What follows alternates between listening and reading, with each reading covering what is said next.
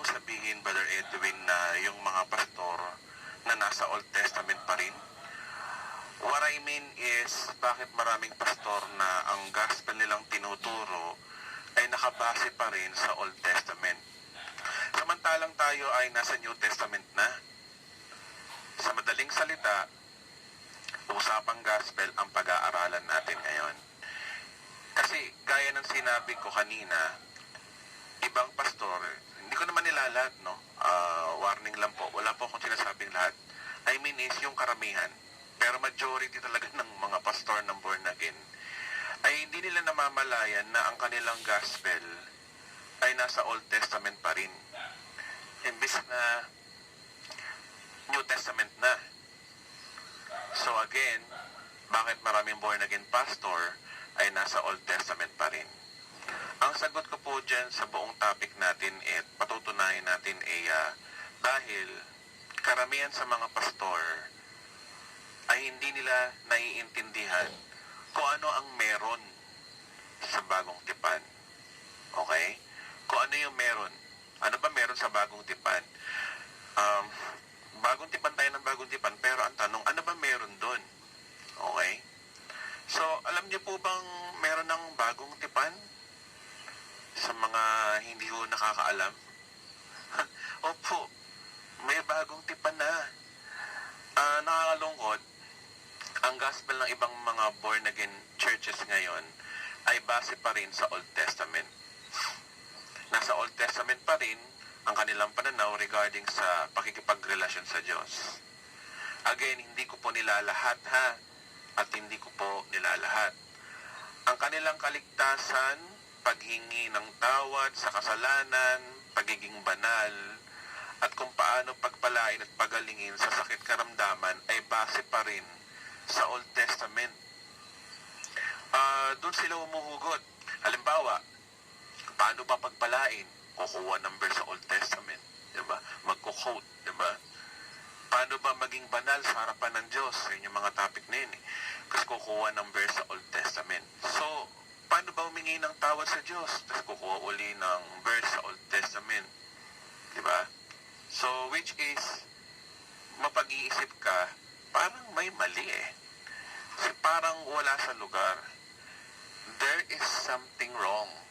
Naisip ko na yun noon pa eh. Pero ngayon ko lang na-realize itong mga bagay na to at ito yung nais kong i-share sa inyo.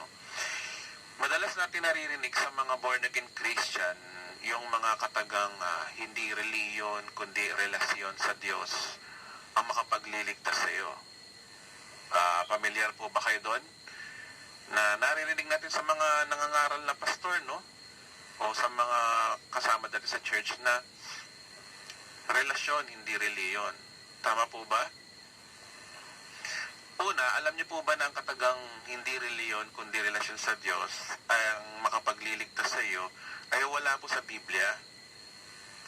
Wala pong verse na letra por letra ang katagang hindi reliyon kundi relasyon sa Diyos ang makapagliligtas sa iyo. Pero, in fairness yung konsepto naman ito ay tama, tumutugma sa tinuturo ng Biblia. Sabihin na natin na ang ideyang relationship not religion ang tamang pakikitungo sa Diyos. Pero anong klaseng relasyon ba? Yun ang tanong dun eh. Sa lahat po ng relasyon, meron po laging tipan ang bawat relasyon. Halimbawa, sa mag-asawa, may tipan o kasunduan sila, di ba? At nauuwi pa nga sa, ano mo yan, marriage contract. Sa mga kaibigan, meron ding mga silang mga kasunduan, tipan sa bawat samahan. O, di ba? O, usapan. Mapatrabaho, negosyo, at di ba pang samahan, hindi nawawala ang tinatawag na tipan o kasunduan o kontrata. So, ganun din ang Diyos. Ang relasyon natin sa Diyos ay may tipan o kasunduan ayon sa Biblia. Kaya nga po sa Biblia, mayroon tinatawag na Old Testament at New Testament. Lumang kasunduan at bagong kasunduan. So, for the record, ang Old Testament ay by the law at ang New Testament naman ay by the grace. Ang Diyos ay nakikipagtipan sa mga tao sa iba't ibang panahon. May panahon na the grace or by grace. So, no, medyo nagkakaroon na ho tayo ng idea kung saan tutungo ang usapan natin. Tama po ba? So, ito ay nasa pagitan ng law and grace. Ngayon, linawin naman natin ang law at ang grace. Ang Biblia, kapag sinabing law, ito ay hindi tungkol sa religion ng mga Hudyo, kundi ang pinaguhugutan nito is about performance or good works. Yun naman talaga yun eh. Bagamat nababanggit sa Romans, Corinthians, Galatians, na ang law is all about the Jewish rules and regulations sa kanilang religion o kilalang the law of Moses. Ito ay sumasaklaw na ang kanilang pakikipagrelasyon sa Diyos ay base sa man's performance o kaya obedience and good works. Again, ang kanilang pakikipagrelasyon sa Diyos ay base sa kanilang performance or good works, and that is under the law. Okay? Ang by grace naman ay bagong tipan naman ng Diyos ayon sa tinapos na gawa ni Jesucristo. At yung benefits na ginawa ni Kristo ay magiging epektibo sa mga mananampalataya ayon sa tinapos niya. So ano ba meaning ng grace? Siguro ngayon no, parang puro ingredient muna tayo. Mamaya natin lulutuin yung dapat natin matutunan. So ano ba yung grace? Ayon sa original translation ng Bible, which is Greek, ang original translation ng grace sa Greek word ay charis, meaning unmerited favor or undeserved kindness. Ang grace is you receive what you do not deserve. Sa madaling salita, grace is regalo. Yan ang layman terms ng word na grace. Kaya siya by grace dahil imbis na ikaw ang mag-perform o gumawa compare sa law, iba ang gumawa nito sa'yo. Kaya may ibang gumawa. It is receiving from God, yun na, Diyos na, apart from your performance. Ang grace is tumanggap sa Diyos na hiwalay sa iyong performance or works. Sa law, you receive what you deserve. Pero sa grace ay you receive what you do not deserve. Diba? So, ganoon naman talaga sa law, diba? Sa law, you deserve it. Diba? Mata sa mata, ngipin sa ngipin, diba? Karma is real, diba? Mabilis. Hindi ka gaya sa grace, iba. Kahit hindi mo deserve ng isang bagay, nakamit mo. Kasi regalo lang, bigay lang, diba?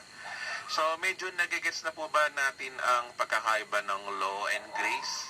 So, bigyan ko kayo ng medyo mas kwelang halimbawa. Halimbawa, kakain ka sa Jollibee. Iba yung ikaw ang nagbayad ng in-order mo sa may nanlibre sa'yo. Gets?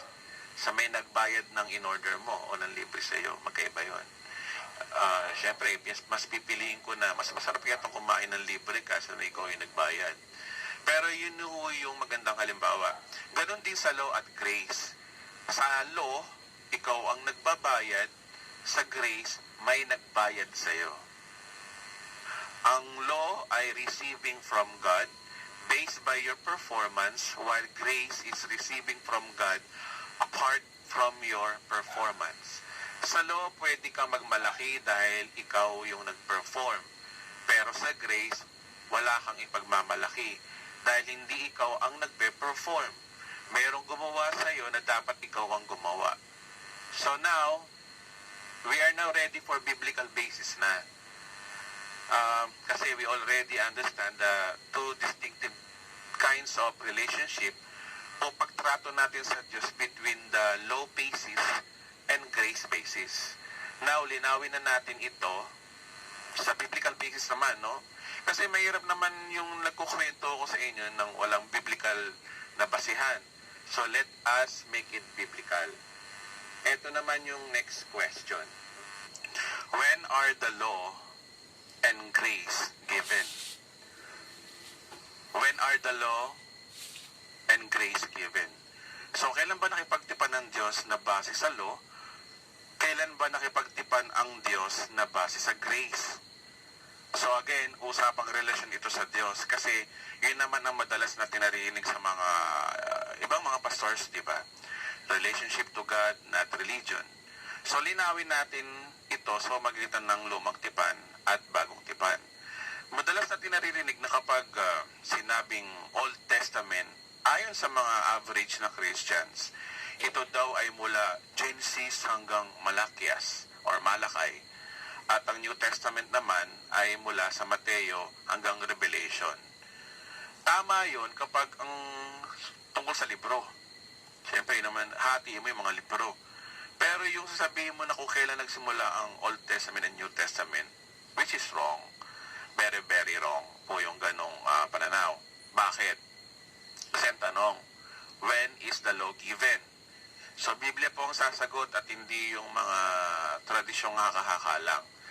So, sabi sa John chapter 1 verse 17, King James Version to, sabi dito, for the law was given by Moses, but grace and truth came by Jesus Christ. So, ayan, may verse sa Bible kung kailan nagsimula ang law at grace. Maliwanag na nagsimula ang law sa timeline ni Moses at yung grace ay nagsimula kay Jesus Christ. So, kailan nagsimula yung law? Mahirap naman yatang baghinala kang alam mo na kung kailan matapos, ngayong hindi mo alam kung kailan nagsimula. Kaya bago mo malaman na kung kailan natapos, at very least, alam mo na kung kailan nagsimula. Ngayon, tatanungin mo yung ibang pastor, kailan nagsimula ang kautusan, hindi nila alam. Kaya di rin nila alam na tapos na. Kaya patuloy pa rin nilang ginagamit pa rin sa congregation, and they are preaching it to their congregation kasi hindi nakarating sa kanila na ang kautusan ay tapos na. Tapos na. Kasi hindi nila alam kung kailan nagsimula at ang kailan natapos. Kaya meron silang sweeping statement na lahat ng Old Testament ay under the law at lahat ng New Testament ay under grace.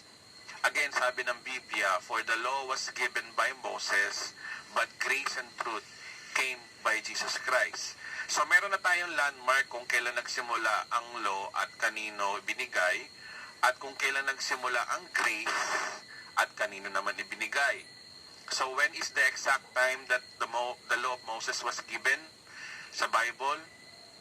Ito ay nakasulat sa Exodus chapter 20 kung saan doon ibinigay yung unang part ng law, yung 10 utos. Okay, marami kasing law pero isa yung 10 utos. Siyempre, bago mag-chapter 20, may chapter 19. Sa chapter 19, doon nakipagtipan ang Diyos sa mga Israelita about the law. Then, the law started onwards until the death and resurrection of Jesus Christ. So, more about this teaching, nasa baba po yung link at yung pamagat nito ay The End of the Law. Ito po ay naituro po ni Bishop Emmy Domingo ng Emmanuel Ministry. Pakiclick na lang po yung link sa baba for in-depth study about the end of the law. Mas malalim yung turo niya doon. Kasi iba yung pag-uusapan natin ngayon So ngayon, kailan naman nagsimula ang grace? Relationship kay Jesus Christ o yung grace base.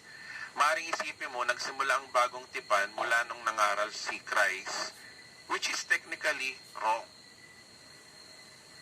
Kasi the New Testament technically started and initiated sa banal na hapunan. May verse sa Bible, basahin natin. Mateo 26:27 to 28, Tagalog Popular Version. Sabi dito, pagkatapos dumampot siya ng kopa, nagpasalamat sa Diyos at binigay iyon sa kanila. Sinabi niya, uminom kayong lahat nito sapagkat ito ang aking dugo. Pinagtibay nito ang bagong tipan ng Diyos. Ang aking dugo ay mabubuhos para sa kapatawaran ng kasalanan ng marami. So, isa sa finished work of Christ, yung magbubuo ang kanyang dugo at magkaroon tayo ng kapatawaran sa ating kasalanan. At yun yung bagong tipan. So, ang bagong tipan ay the finished work of Christ. Sa verse na yan, nabanggit dyan ng ating Panginoon mismo. Diba? Bagong tipan. So, ano daw ang bagong tipan? Ang kanyang dugo ay mabubuhos para sa kapatawaran ng kasalanan ng marami. So again, maliwanag na ang bagong tipan ay ang finished work of Christ. At isa sa finished work of Christ ay magkaroon tayo ng kapatawaran sa ating mga kasalanan. Isa lang yun, akala natin yun lang yun, isa lang yun, mamaya malalaman natin. Again, take note, ang New Testament ay the finished work of Christ. And that is biblical. Ayan, napakalinaw sa verse, di ba? So, ang big idea dito is the New Testament is all about the finished work of Christ. So ngayon, parang iniisa-isa muna natin, no? Para magkumbaga sa pagluluto, inihiwa-hiwa muna natin ng mga ingredients, mga sibuyas, kamatis, bawang. Iniisa-isa muna natin mga ingredients, then mamaya natin lulutuin. At mamaya natin sasagutin kung bakit yung mga ibang pastor hindi talaga naiintindihan ang New Testament. Kaya ang New Testament will take effect after the death and resurrection of Christ. Yung tradisyon na pagkakaalam ng average believers, ang New Testament ay nagsimula daw sa Mateo nung pinanganak si Kristo, which is, that is wrong logic. Kaya ang Gospel of Grace in the Bible started na naituro sa mga epistles books ng New Testament sa pangunguna po ni Apostol Paul. So, mga sulat ni Paul, doon nagsimula ang pangangaral ng gospel.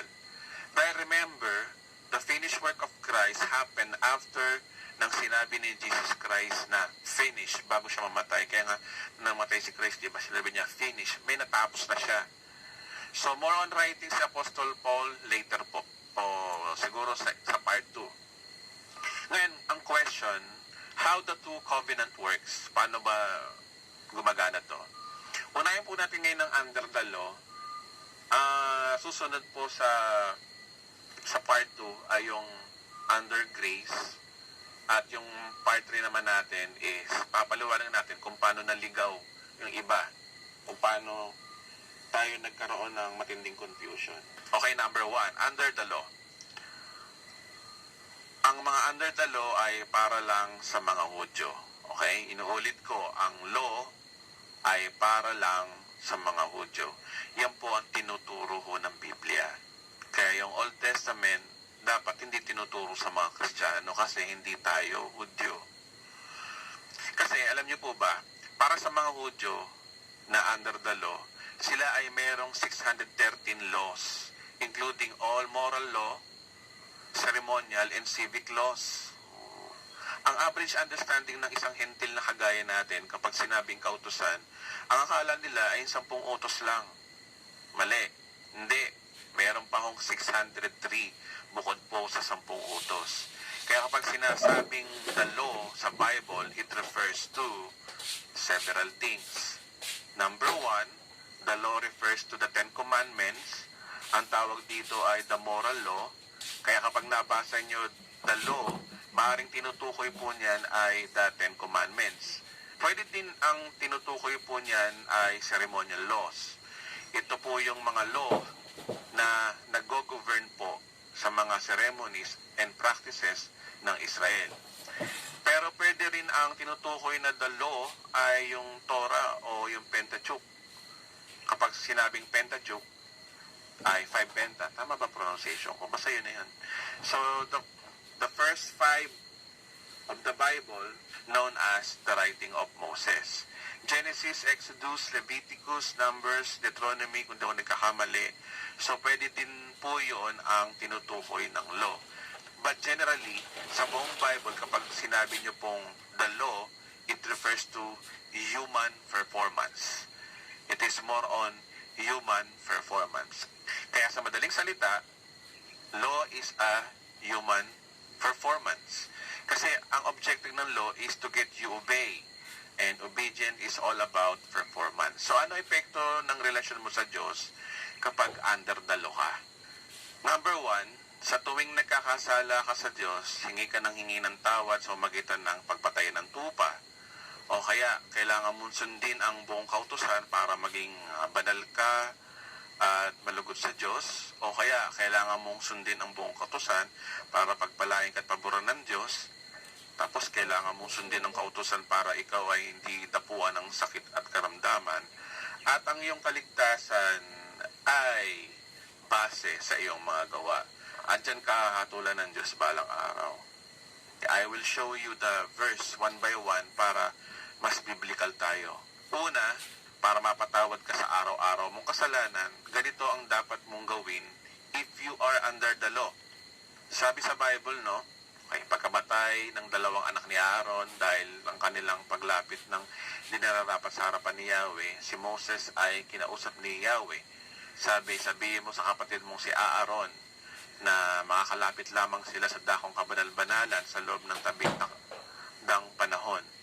Sapagkat magpapakita ako roon sa pamamagitan ng ulap sa ibabaw ng luklukan ng awa na nasa ibabaw ng kabanantipan, mamamatay siya kapag siya ay sumuway. Makakapasok lamang siya roon pagkatapos niyang magdala ng batang toro bilang handog para sa kasalanan at isang lalaking tupa bilang handog na susunugin. Sila ay maliligo pagkatapos magsusuot ng sagradong kasuutan, linong mahabang panloob ng kasuutan, linong salawal, linong pamigkis, at linong turbante. Bibigyan sila ng mga Israelita ng dalawang lalaking kambing na ihahandog para sa kasalanan at sa isang lalaking tupa bilang handog na susunugin. Ihahandog niya ang toro para sa kasalanan niya at sa kanyang sambayanan. So, kita nyo na may paghahandog. Sa madaling salita, sa verse ito, kailangan mo maghandog, kailangan mo pumatay ng tupa para mapatawad ang kasalanan mo. Pati pa lang yung sambayanan, pwedeng patawarin din. So, okay din. Kaya nga lang, patay ka ng patay ng tupa. Sa pang verse, yun po yung nakalsulat sa Leviticus, no? 16 verse 1 to 6. Ito naman, isa pa. Ito ang tuntunin na susundin ninyo magpakailanman. So forever nyo susundin to, sabi ng Diyos sa Israelita. Tuwing kasampung araw ng ikapitong buwan, mag-aayuno kayo at huwag magtatrabaho. Dapat itong tuparin ng lahat, mga Israelita o dayuhan, sapagkat sa araw na ito, tutubusin kayo sa inyong mga kasalanan upang maging malinis kayo sa harapan ni Yahweh. So grabe, no? Ito ang araw ng ganap na pamamahinga. Mag-aayuno kayo at susundin ninyo ang tuntunin habang panahon.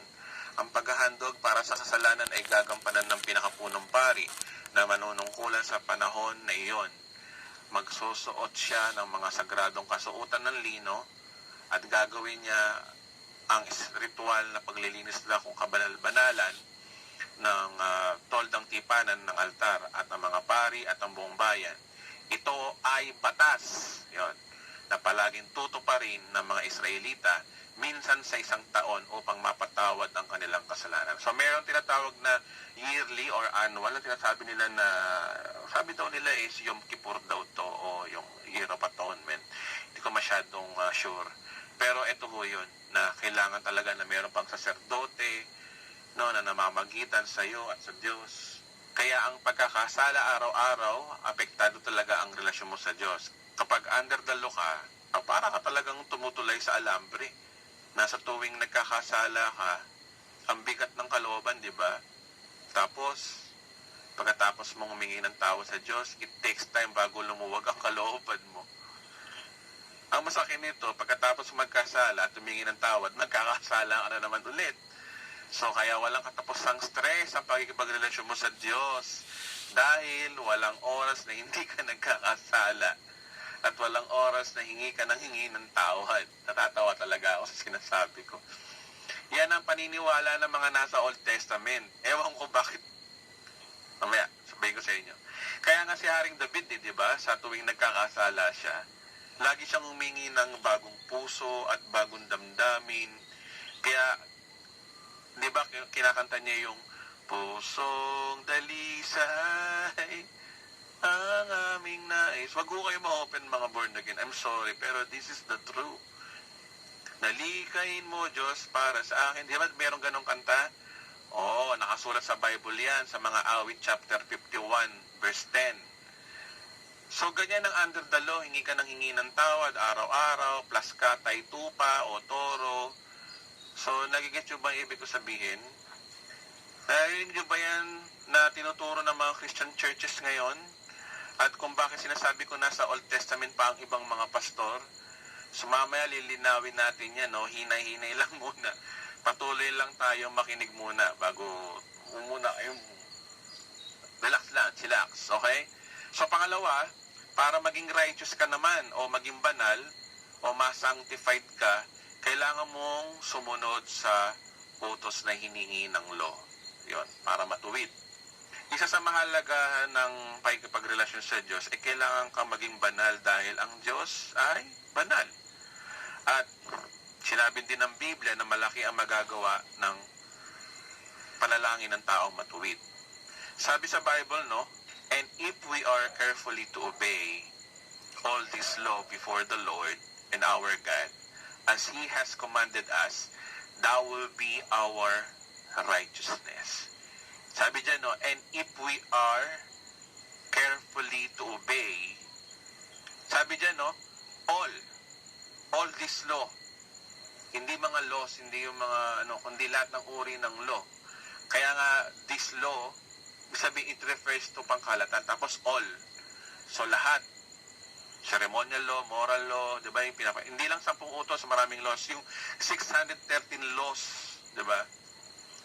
Sabi dito, before the Lord, as He has commanded us, that will be our righteousness. Para maging banal ka sa harapan ng Diyos, kailangan mo sumunod sa Kanyang utos. Okay? Ito ang pagiging matuwid, maging banal o sanctified sa harapan ng Diyos. Kailangan mong i-maintain ang pagsunod mo sa Diyos na hiningi ng law.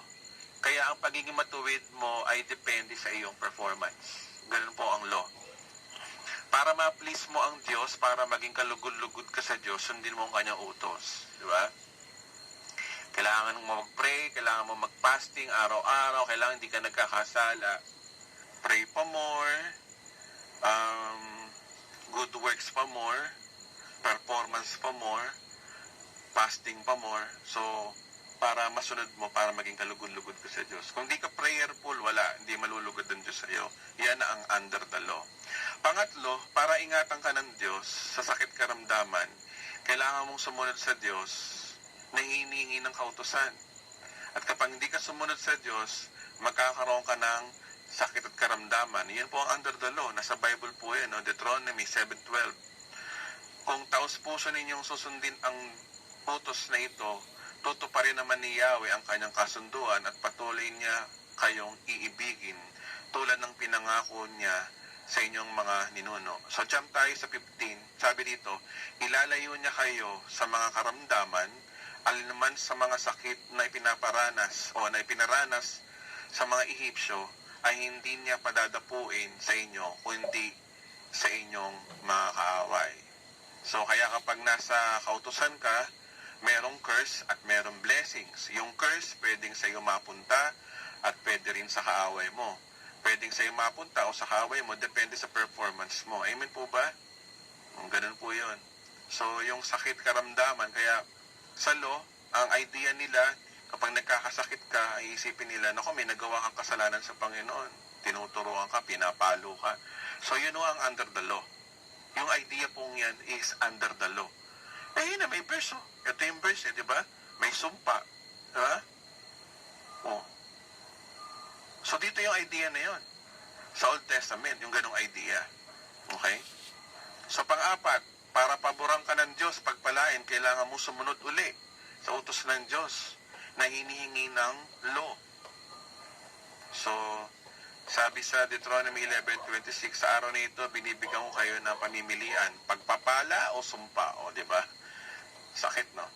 Pagpapala kapag sinunod nyo ang kanyang utos, ngunit sumpa kapag sumamba kayo sa ibang Diyos, sa halip na sumunod kayo sa kanyang utos. So again, kapag under the law ka, kapag hindi ka nag-perform, there is a curse. At kapag you perform well, there's a blessing. Di ba? Pagpapalain niya ang lahat ng inyong gawain, sabi dito, no? Pararamihin niya ang inyong mga anak, at mga hayop at pasasaganain ang ani ng inyong lupain. Muli siya malulugod sa inyo at pagpapalain niya kayo tulad ng ginagawa ng inyong mga ninuno. Ngunit kailangan makinig kayo sa kanya ng buong puso, kaluluwa, sumunod sa kanyang utos. Yan. So para pagpalain ka, under the law, obedience. At ito pa, ito malupit. Those who are under the law, para pagpalain ka, ibigay mo ang iyong handog o ikapu. Kailangan mo mag-tithes. under the law. Biblical po yun. Or else, ire-red tag ka ng Diyos sa magnanakaw. Yeah. Kaya under the law, ay magnanakaw sa mga hindi tapat sa pag-ikapo. Basahin natin. Malakay chapter 3, 8-12. Sabi dito, ang tanong ko na matuwid bang pagnakawan ng tao ang Diyos? Hindi. Ngunit pinagnanakawan ninyo ako. Sa paanong paraan? Sa ikasapambahagi ng mga handog o yung tithes. Sinusumpa ko kayo lahat sapagkat ako ay pinagnanakawan ng buong bansa. Dalhin ninyo ng buong puso ang inyong ikasampung bahagi sa tahanan ng Diyos upang matugunan ang pangangailangan ng aking tahanan. Subukin ninyo ang mga bagay nito kung hindi ko buksan ang mga bintana ng langit at ibuhos sa inyo masaganang pagpapala. Hindi ko rin nahayaan salantain ang mga balang ang inyong pananim at mamumunga ng sagana ang inyong ubasan. Dahil dito ay sasabihin ng lahat ng bansa na kayo mapalad sapagkat napakain na manirahan sa inyong lupain, sabi ni Yahweh na makapangyarihan sa lahat. So nagigets nyo na ba kung saan tumutungo itong pinag-uusapan natin? Kung bakit maraming pastor ang nabubudol pa rin ng Old Testament teachings? Madalas maririnig mo sa kanya, naku, hindi ka na nagtatize, Brad. Kaya tuloy, ayan, nawawalan ka ng trabaho. Sabi sa Bible, quote yung Malakay 3:10, Old Testament, na may sumpa ka, ang di nagtatize, at sabi ng Bible, ay ikaw ay magnanakaw. O, diba? Ay, nako, sister, hindi ka na nag-church, kaya yung blessings ni Lord na de-delay. Tapos, magkukot na naman sa Old Testament. Tapos, yung kawawang member, yung tuloy, ang nagiging pananampalataya. Pasa-pasa na, hawa-hawa na. Ang Diyos pa naman, kung ano yung pananampalataya mo, yun ang mangyayari sa'yo. Oh, ayon sa Numbers 14:28, kung ano yung faith mo, yun ang mangyayari sa'yo. Kung gusto mo mabuhay under the law ka, di ka pipilitin ng Diyos. You have free will, remember? Diba? Numbers 14:28, nakasulat doon, kung ano yung paniniwala mo, yun ang mangyayari sa'yo. Next, panglima, paraan para maligtas, ganun din, you must fulfill the law pa rin.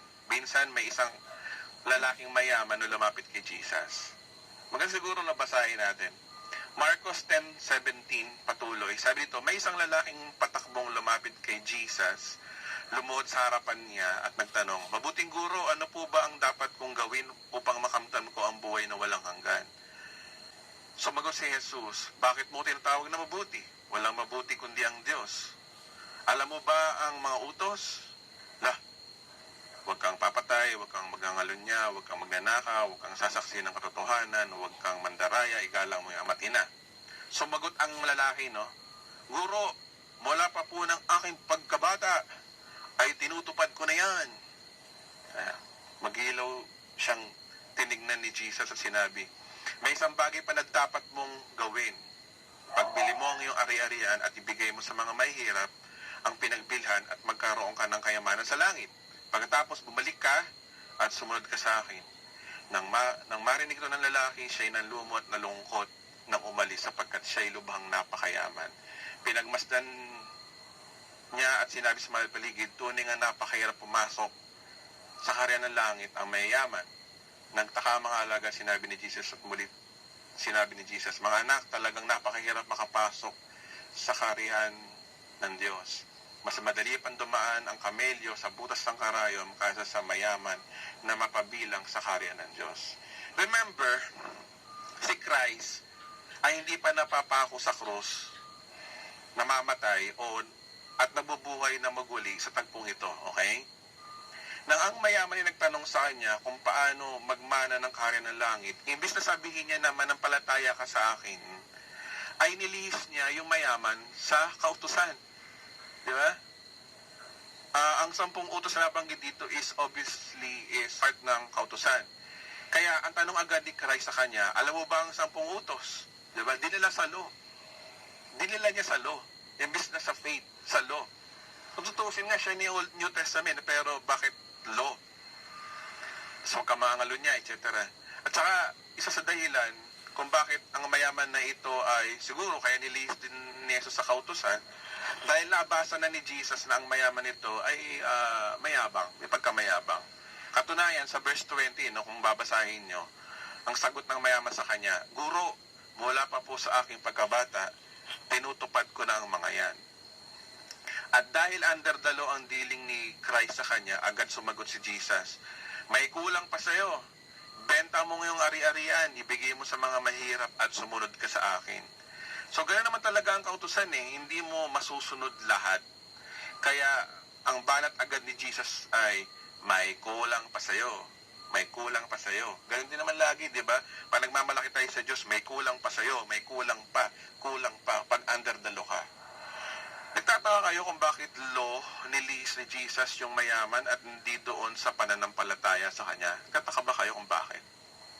Ito, hindi ito masyadong nahalata ng iba Pero ngayon, inire-reveal ng Panginoon sa atin. Remember, si Jesus, nabubuhay pa siya under the law. Okay? Remember, ang grace period after ng kanyang pagkabuhay na maguli. At ito ay pinangaral ni Apostol Pablo sa mga Hentil, estimated year, mga 49 AD. Nasa 30 to 33 AD pa lang ang time ni Christ. Okay? So ngayon is 2022 AD na, di ba? So 30 to 33 AD pa lang ang time ni Christ. Sabi naman ng average na Christians, ang gospel ay pinangaral ng panahon ni Jesus Christ, which is technically wrong. Ang mabuting balita ay naipangaral sa panahon ng mga apostol. At si Apostol Pablo ang nangaral nito sa mga Hentil. Katulad natin. Gets mo ba? Nasa Bible ba yan, Edwin, na si Christ ay living under the law? Absolutely yes. Basa. Galatians 4 verse 4 to 5, New Testament na to, Ngunit nang sumapit ang takdang panahon, isinugo ng Diyos ang kanyang anak, isinilang siya ng isang babae, at namuhay sa ilalim ng biyaya ba? Hindi.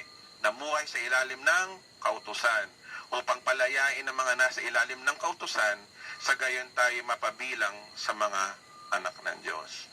So nabuhay si Kristo sa ilalim ng kautusan para palayain daw yung mga nasa kautusan. Hindi agad-agad niyang tinuri yung magandang balita dahil hindi pa naman siya napapako sa krus at namatay para sa katubusan ng tao. Wala pang mabuting balita nun. Ang mabuting balita kasi is about the message of the cross. So anong mabuting balita doon? So wala pa. So di nyo ba nahalata na kapag nagtuturo si Jesus, yung mga Hudyong under the law, may mga turo siya na pinamumukha niya lagi kung gaano ka-worse ang kautusan? Hindi ba napapansin yun? At minsan, ginagatuhan pa niya. Okay? Inuulit ko, hindi nyo pa nahalata kapag nagtuturo si Jesus, yung mga Hudyong under the law, may mga turo siya na pinamumukha niya lagi kung gaano ka-worse ang law. At minsan, ginagatungan pa niya. Bigyan ko kayo ng halimbawa. Di ba, itong sa mayaman, di ba? Nung lalaking mayaman ay magmalaki, nasunod ko na ang lahat ng kautusan na yan mula sa pagkabata. So, ano reply ni Christ? May kulang ka pa, men. Kulang pa. So, ibig sabihin, ang pagsunod sa kautusan ay hindi sapat para makapagligtas sa'yo. Yan ang message ni Christ doon. Sa pangalimbawa, sa Matthew chapter 5, verse 27 to 30, basahin natin. Sabi dito, narinig nyo na sinabi na huwag kang mangalunya, ngunit sinasabi ko sa inyo, ang sino man tumingin sa isang babae na may mahalin na pagnanasa ay nangalunya na siya sa babaeng iyon sa kanyang puso. Kung ang kanang mata mo ay nagiging saninang yung pagkakasala, dukutin mo ito at itapon. Mabuti pang mawalan ka ng isang bahagi ng iyong katawan dahil sa buong katawan na itatapon sa impyerno.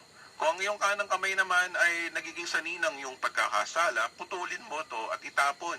Mabuti pang mawalan ka na ng isang bahagi ng katawan kaya sa buong mong katawan na itapon sa impyerno. So tinignan itong verse na to, Ang sabi lang ng kautusan, huwag kang mangalunya. Post, ang ganda lang yung sasabi ng kautusan. Pero kay Jesus, yung tumingin ka lang ng mahalay sa babae, isa ng pangangalunya. Remember, ang pangangalunya o adultery is an act. Action word yun. Verb yun. Pangangalunya. Sa korte, guilty ka sa adultery kapag may ebidensya na nagawa mo nga ang adultery. O maring may witness o maring nabidyohan ka. Pero kay Jesus, nagawa mo ng adultery sa magitan lang ng pagtingin ng mahalay sa babae. Sino ho dito, tayo mga lalaki, sino ho dito na ni minsan hindi tumingin sa babae ng mahalay? Tapatan na ho tayo. Ba sa babae, saan una tayong tumitingin? Yeah? Yan ay hindi may iwasan. Kasi tao tayo. Pero yung sinasabi ni Christ, parang overkill, di ba? Sa bagsak nating kalagayan bilang tao, o sabing di nyo kayo napapatingin pag mayroong sexing babae, di ba? Aminin mo natin, tao tayo, bakla ka kapag malibal lang kung ano ka, di ba? Kung iba ang kasiraan mo. Pero kung tunay ka lalaki, pag nakakita ka ng magandang sexing babae, at yung mga suot pa yung nakita na kaluluwa, sa tingin mo, hindi maiiwasan yun? Oh, come on. Brother Edwin, sa puso lang naman yun eh. Yun nga pero sa law, adultery is an act. You are guilty if you did, nagigets ba natin?